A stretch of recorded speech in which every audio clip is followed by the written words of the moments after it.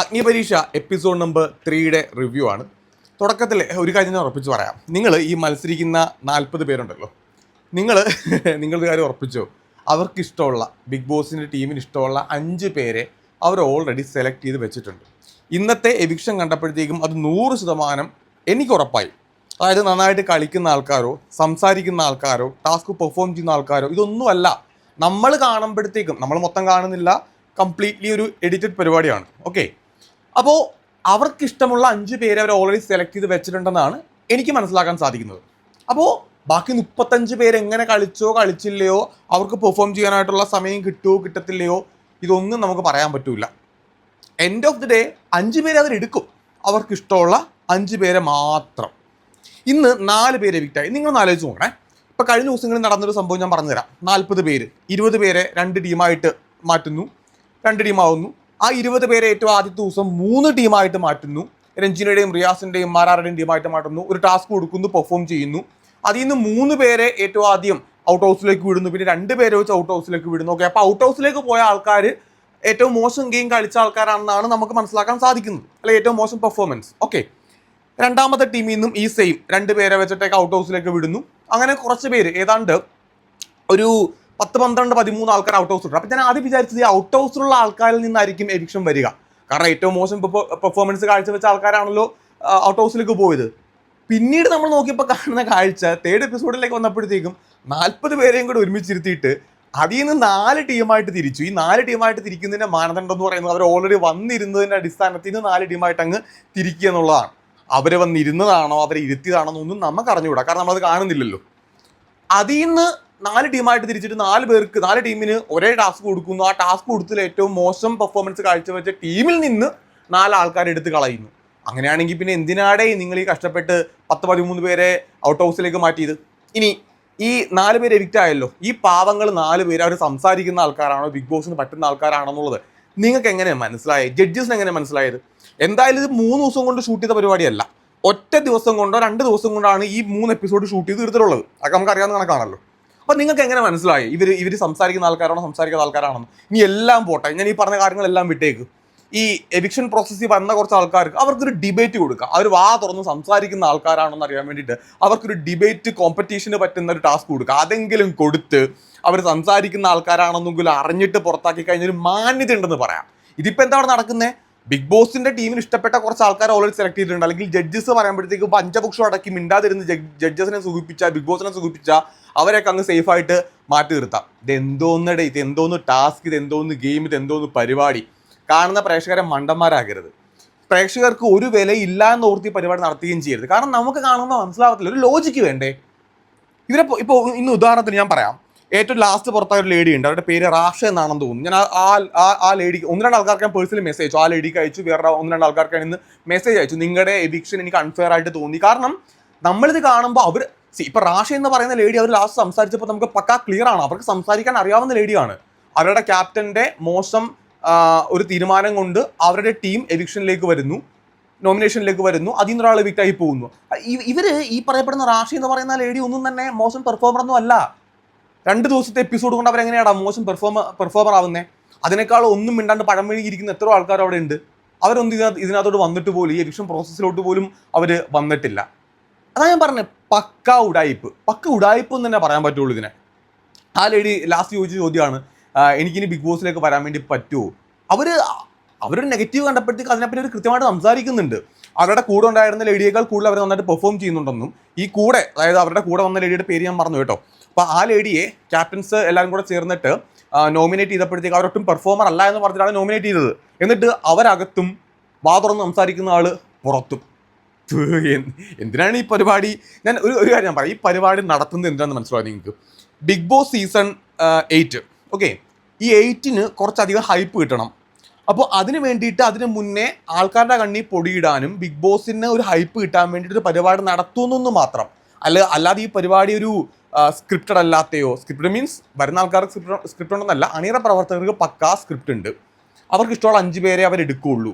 ഇനി ഇപ്പോഴും ഞാൻ പറയുന്ന കാര്യം, നിങ്ങൾ ഈ പുറത്തായ ആൾക്കാരുണ്ടല്ലോ, നിങ്ങൾ അവിടെ നടന്നിട്ടുള്ള കാര്യങ്ങളെപ്പറ്റി, നിങ്ങൾക്ക് തോന്നിയ കാര്യങ്ങളെപ്പറ്റി നിങ്ങൾ വിളിച്ചു പറയണം. നിങ്ങൾ എന്തായാലും ബിഗ് ബോസിലേക്ക് എടുക്കാൻ പോകണില്ല മക്കളെ, നിങ്ങളത് പ്രതീക്ഷിക്കരുത്. നിങ്ങൾ ബിഗ് ബോസിലേക്ക് എടുക്കൂല. അഗ്നിപരീക്ഷയിലേക്ക് എടുക്കൂല, ബിഗ് ബോസിൻ്റെ ഡയറക്റ്റ് പരിപാടിയിലേക്ക് നിങ്ങൾ ഇനി എടുക്കൂല. അതങ്ങനെ അവർ പറഞ്ഞിട്ടുണ്ടെങ്കിലും അങ്ങനെ സംഭവിക്കാനൊന്നും പോകുന്നില്ല.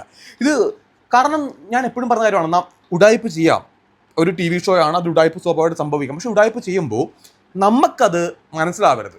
നമ്മൾ കാണുമ്പോൾ നമുക്കത് എൻജോയ് ചെയ്ത് കുഴപ്പമില്ലെന്ന് തോന്നണം. പക്ഷേ ഇത് നമുക്ക് പക്കാ വിസിബിളാണ്, ഇത് ഉഡായിപ്പ് പരിപാടി കാണിക്കുന്നുണ്ടല്ലോ. ഉഡായിപ്പ് മീൻസ് നമ്മളെ പറ്റിക്കുക, പ്രേക്ഷകർക്ക് ഒരു വില കൊടുക്കാണ്ട് അവിടെ പെർഫോം ചെയ്യുന്ന ആൾക്കാരെ പുറത്താക്കിയിട്ട് പഴം വിഴുങ്ങുകളായിട്ടുള്ള അവർക്ക് ഇഷ്ടപ്പെട്ട ആൾക്കാരെ പിടിച്ച് അകത്ത് വരുത്തും.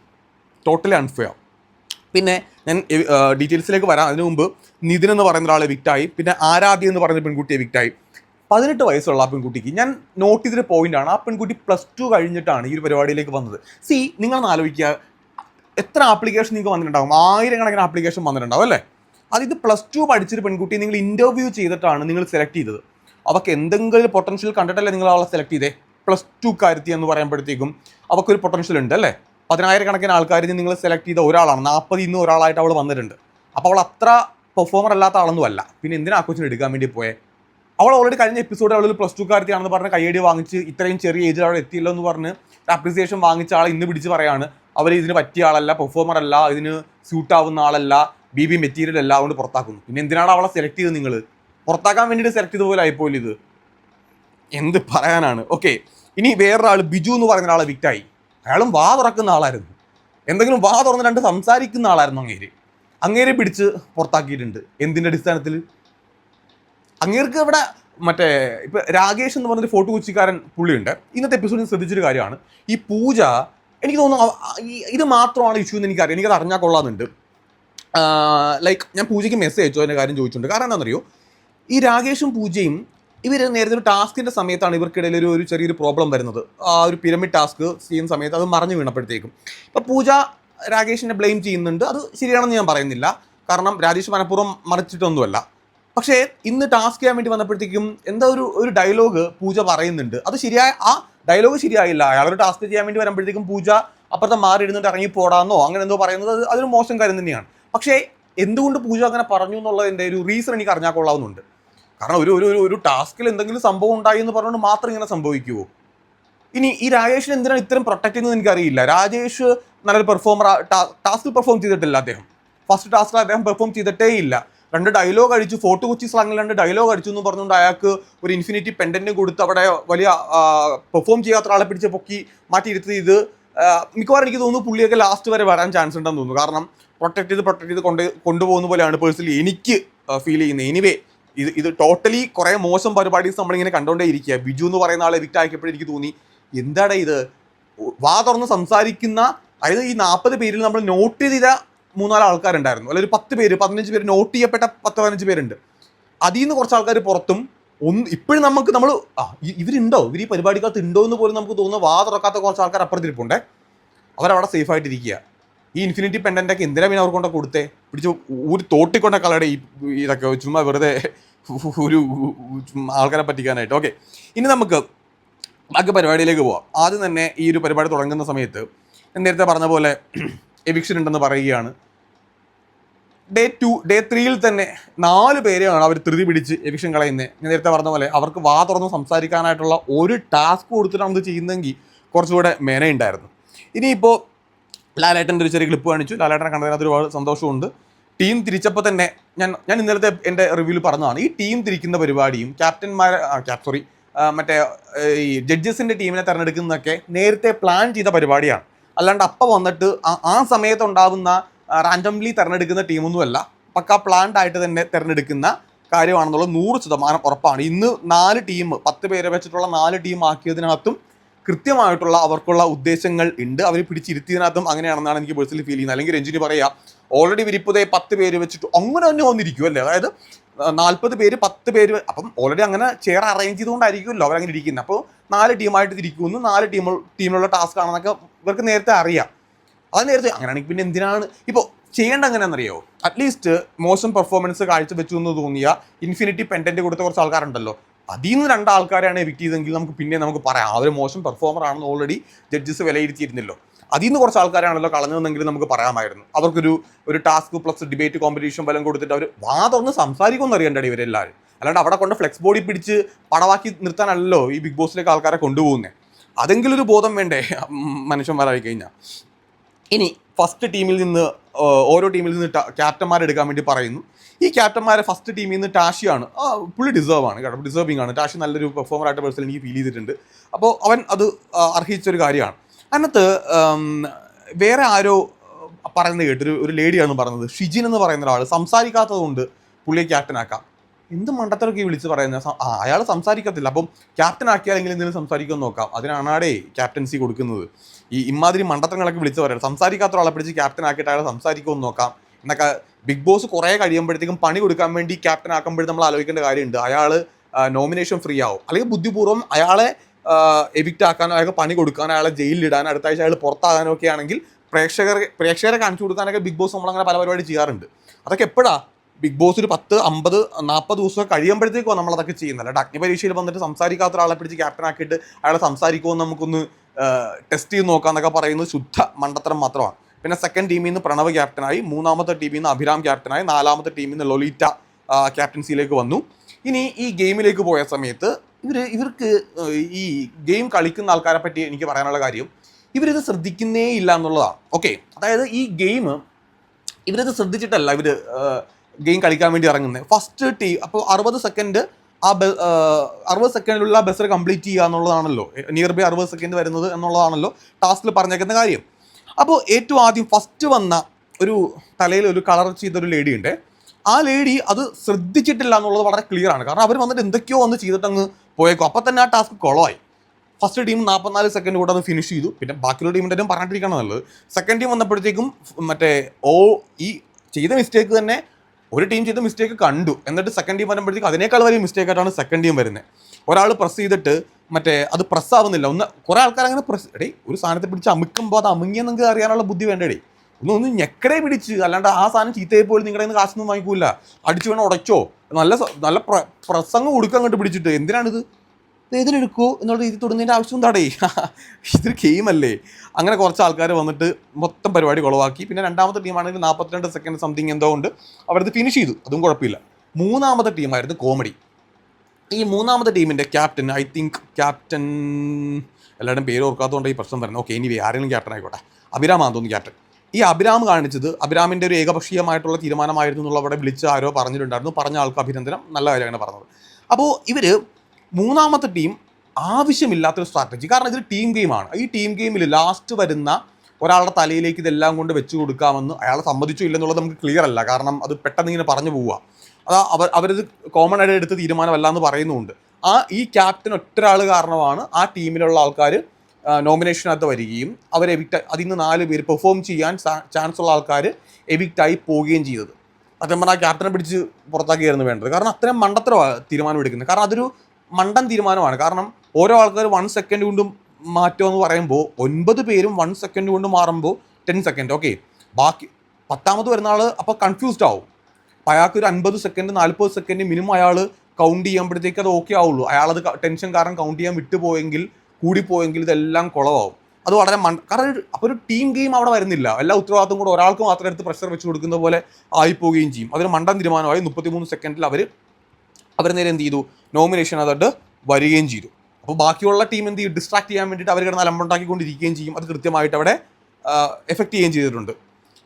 ഫോർത്ത് ടീമിലെ ഒരു പച്ച ഷർട്ടിട്ട ഒരാൾ ഞാൻ ശ്രദ്ധിച്ചാണ്, പുള്ളി പ്രസ് ചെയ്തിട്ട് അത് പ്രസ്സാകുന്ന പോലും ഇല്ല. പിന്നെയാണ് രാജേഷ് വന്നപ്പോഴത്തേക്കുമാണ്, ഫോർത്ത് ടീമിലെ രാജേഷ് വന്നപ്പോഴത്തേക്കുമാണ് പൂജ ഈ വിളിച്ച് പറഞ്ഞത് നിർത്തി പോടോന്നോ അങ്ങനെ എന്തോണ്ടൊരു സാധനം. അതാണ് ഞാൻ പറഞ്ഞത്. അതിൻ്റെ ഒരു റീസൺ എന്താണെന്നുള്ളത് നമ്മൾ കണ്ടത് മാത്രം അതിൻ്റെ റീസൺ ആണെന്നിട്ട് എനിക്ക് തോന്നുന്നില്ല. അതിനപ്പുറത്തേക്ക് അവർക്കിടയിൽ എന്തോ പ്രോബ്ലം ഉണ്ടാവുക, അല്ലെങ്കിൽ എന്തെങ്കിലും പ്രോബ്ലംസ് മേ ബി എനിക്ക് തോന്നുന്നു കേട്ടോ, അങ്ങനെ ഉണ്ടാവും തോന്നുന്നു. എനിവേ അതൊന്ന് അറിഞ്ഞാൽ കൊള്ളാം. പിന്നെയാണ് ഈ അഫിനിയ, പേര് ശരിയാണെന്നറിയില്ല, അഫിനിയ എന്ന് പറയുന്ന ഒരാളെ പിടിച്ച് ഡേഞ്ചറസ് കൊണ്ടിട്ടു. അതാണ് എനിക്ക് മനസ്സിലാവാത്തത്. അഫിനിയ അവിടെ പെർഫോമർ അല്ല എന്ന് 40 പേര് വിളിച്ച് പറയുന്നു, അല്ലെങ്കിൽ ക്യാപ്റ്റന്മാർ വിളിച്ച് പറയുന്നു. ജഡ്ജസ് പറയുകയാണ് അങ്ങനെയല്ല. ഞങ്ങൾക്ക് അങ്ങനെ തോന്നി. ആ ലേഡി ഒരു ഗെയിമും കളിച്ചതായിട്ട് ഞാൻ കണ്ടിട്ടില്ല. അവരെന്തിനാണ് അവിടെ സേഫ് ആക്കിയെന്നും എനിക്കറിയില്ല. കാരണം ഇത് പ്രേക്ഷകരുടെ വോട്ടല്ലല്ലോ, ജഡ്ജസിൻ്റെ മാത്രം തീരുമാനമാണ്. ജഡ്ജസിൻ്റെ മാത്രം തീരുമാനമാണെന്ന് ചോദിച്ചു കഴിഞ്ഞാൽ അല്ല, മേക്കേഴ്സ് പറയുന്നു, ജഡ്ജസ് ചെയ്യുന്നു എന്ന് മാത്രമല്ല. അല്ലാണ്ട് ജഡ്ജസ് അല്ല അവിടെ തീരുമാനം എടുക്കുന്നത്, മേക്കേഴ്സാണ് തീരുമാനം എടുക്കുന്നത്. അത് കോമൺ സെൻസ് ഉണ്ടെങ്കിൽ അത് മനസ്സിലാക്കാനായിട്ട് സാധിക്കും. ഇവിടെ രഞ്ജിനി ആണെങ്കിൽ തന്നെ അതിൻ്റെ ഇടയ്ക്ക് പറയുന്ന ഡയലോഗ് ഉണ്ട്, ഈ സെലക്ട് ചെയ്യാൻ വേണ്ടി പോകുമ്പോൾ. രഞ്ജിനിക്ക് അറിയാവുന്ന കാര്യമല്ലേ, ഇത് ഒറ്റ ദിവസം കൊണ്ട് ഷൂട്ട് ചെയ്യുന്ന പരിപാടിയാണ്. അതായത് ഈ മൂന്നാമത്തെ എപ്പിസോഡ് ഷൂട്ട് ചെയ്തിട്ടുള്ളത് ഒന്നെങ്കിൽ ഇവരെല്ലാവരും കൂടെ തമ്മിൽ കണ്ടതിൻ്റെ ഒന്നാമത്തെയോ രണ്ടാമത്തെ ദിവസം.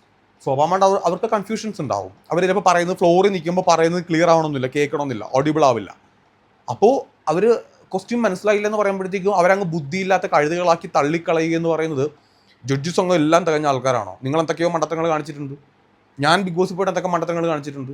എല്ലാവർക്കും അബദ്ധങ്ങളും മണ്ടത്തങ്ങളും പറ്റൂല. അപ്പോൾ അവർ ഒരു ക്വസ്റ്റ്യൻ ക്ലിയർ അല്ല എന്ന് പറയുമ്പോഴത്തേക്കും നേരെ തന്നെ നമ്മളങ്ങ് ഒരു വലിയ ജാട കാണിച്ച് ജഡ്ജസ് ആണ്, അതുകൊണ്ട് ഞാൻ അങ്ങ് വലിയ പവർഫുൾ ആയിട്ടുള്ള ആളാണെന്ന് പറഞ്ഞു കഴിഞ്ഞാൽ, അപ്പോൾ ഞാൻ പറയുന്നത് ഈ മത്സരിക്കുന്ന ആൾക്കാർ ജഡ്ജസിന് ഒരു പരിധിക്കപ്പുറമുള്ള റെസ്പെക്ട് കൊടുക്കേണ്ട ആവശ്യമൊന്നുമില്ലെന്ന് ഞാൻ പറയുള്ളൂ. അത്രേ ഉള്ളൂ, അതിൻ്റെ ആവശ്യമുള്ളൂ. കാരണം ഇവർ പഴയ മത്സരാർത്ഥികൾ മാത്രമാണ്. ജഡ്ജസ് ആണെന്ന് പറയുമ്പോൾ ജഡ്ജസിൻ്റെ ഭാഗത്തു നിന്ന് റോങ് ആയിട്ടുള്ള ഡിസിഷൻ പറയുമ്പോൾ ചോദ്യം ചെയ്യണമെന്നേ. അവരെ ചീത്ത വിളിക്കാനും തെറി വിളിക്കാനും അല്ല ഞാൻ പറയുന്നത്, ചോദ്യം ചെയ്യണം അവരെ. ഇപ്പം നിങ്ങളാ കാണിക്കുന്ന ഞങ്ങൾക്ക് മനസ്സിലാവാത്തതുകൊണ്ടാണല്ലോ ആ ചോദ്യം ചോദിച്ചത്. അതുകൊണ്ട് നിങ്ങൾ ഇത്ര കിടന്ന് ദേഷ്യപ്പെടേണ്ട ആവശ്യമില്ല എന്നുള്ളത് പറയാം. അങ്ങനെ പറഞ്ഞ് തന്നെ മുന്നോട്ട് പോകണമെന്നേ. അല്ലാണ്ട് പിന്നെ നമ്മൾ ഈ മറ്റേ പഞ്ചപക്ഷം അടക്കി മിണ്ടാണ്ടിരുന്ന് നിങ്ങൾ മിണ്ടിയാലും മിണ്ടിയില്ലെങ്കിലും ഞാൻ നേരത്തെ പറഞ്ഞ പോലെ അവർക്ക് ഇഷ്ടമുള്ള 5 പേരെ സെലക്ട് ചെയ്യും. പിന്നെ നിങ്ങൾ മിണ്ടിക്കഴിഞ്ഞാൽ ആ മിണ്ടിയതെങ്കിലും നിങ്ങൾക്ക് ഗുണമുണ്ടാവും. ഇനിയിപ്പോൾ അവരത് എഡിറ്റിൽ കട്ട് ചെയ്ത് കളയും. സ്വാഭാവികമായിട്ട് അവർ എഡിറ്റിൽ കട്ട് ചെയ്ത് കളയും. നിങ്ങൾക്ക് നിങ്ങളുടെ സോഷ്യൽ മീഡിയ വന്നിട്ട് അതിനെപ്പറ്റി സംസാരിക്കാനായിട്ട് ഒരവസരം ഉണ്ട് താനും. അപ്പോൾ ഇങ്ങനെയുള്ള കുറേ കാര്യങ്ങളാണ് ഞാൻ പറഞ്ഞല്ലോ. ടോട്ടൽ ഇന്നത്തെ എനിക്ക് ഒട്ടും വർക്കായില്ല ഈ പരിപാടീസ് മൊത്തം. അതായത് ഇന്നത്തെ എവിക്ഷൻ ആയിക്കോട്ടെ, എവിക്ഷൻ പ്രോസസ്സ് ആയിക്കോട്ടെ, പുറത്തായ ആൾക്കാരായിക്കോട്ടെ, ഇതൊന്നും എനിക്ക് ഒട്ടുമേ വർക്കായില്ല. ഇത് ടോട്ടലി അൺഫെയർ ആയിട്ടാണ് പേഴ്സണലി എനിക്ക് ഫീൽ ചെയ്തിട്ടുള്ളത്. എനിവേ എന്തായാലും ഇനി മുന്നോട്ട് പോകുമ്പോഴത്തേക്ക് നമുക്ക് കൂടുതൽ കാര്യങ്ങൾ ഇതേപോലെ തന്നെ അൺഫെയർ ആയിട്ടുള്ള പരിപാടിയാണെന്നുണ്ടെങ്കിൽ ഇതിനെതിരെ ഒരുപാട് ക്വസ്റ്റ്യൻസ് ഉയരും. ആൾക്കാർ റിയാക്ട് ചെയ്യും. ഐ മീൻ ശരിയല്ല എന്നുള്ള ആൾക്കാർ റിയാക്ട് ചെയ്യും. അതിൻ്റെ ഉത്തരം പറയേണ്ടതായിട്ട് വരും. നിങ്ങളുടെ അഭിപ്രായങ്ങൾ കൂടെ കമൻറ്റ് ബോക്സിലൊക്കെ എന്തായാലും കമൻറ്റ് ചെയ്യാം.